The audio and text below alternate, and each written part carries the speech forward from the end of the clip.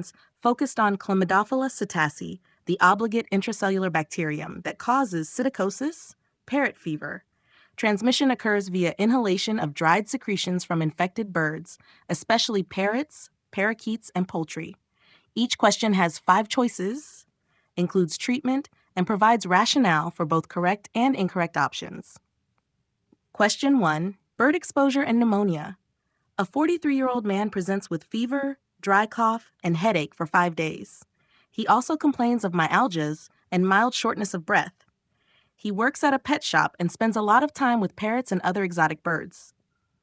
On examination, he has a temperature of 39.4 degrees or 103 degrees Fahrenheit, and chest auscultation reveals scattered crackles. Chest X-ray shows patchy interstitial infiltrates.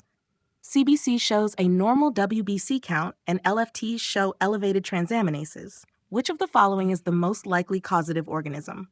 A. Mycoplasma pneumonia. B. Histoplasma capsulatum. C. Chlamydophila psittaci. D. Legionella pneumophila. E. Influenza inverse. C. Chlamydophila psittaci. Explanation: this is psittacosis, an atypical pneumonia caused by Chlamydophila psittaci, associated with bird exposure, especially parrots, causes fever, dry cough, interstitial infiltrates, often shows normal WBC and elevated liver enzymes, an obligate intracellular pathogen. Why not the others? A. Mycoplasma pneumonia, common in young adults, no bird exposure, often causes cold agglutinins and mild hemolytic anemia. B. Histoplasma capsulatum, found in bat bird droppings, but usually associated with caves or Mississippi-Ohio river valleys, not pet birds. D. Legionella pneumophila, also causes atypical pneumonia and LFTs, but more likely from contaminated water sources, air conditioning, hot tubs.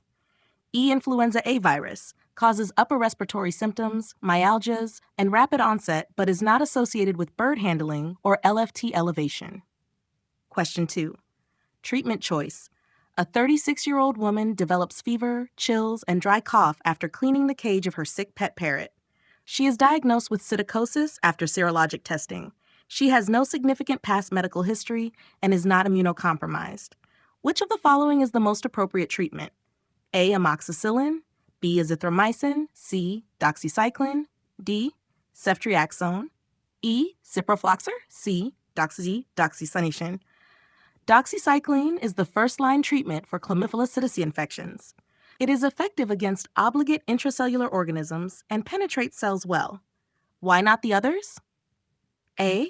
Amoxicillin, good for many gram-positive and some gram-negative bacteria, but ineffective against intracellular pathogens like Chlamydophila. B. Azithromycin, a reasonable alternative, especially in children or pregnant women, but not first-line. D. Ceftriaxone, used for typical pneumonia and meningitis, but not active against Chlamydophila. E. Ciprofloxacin, poor intracellular activity compared to doxycycline, not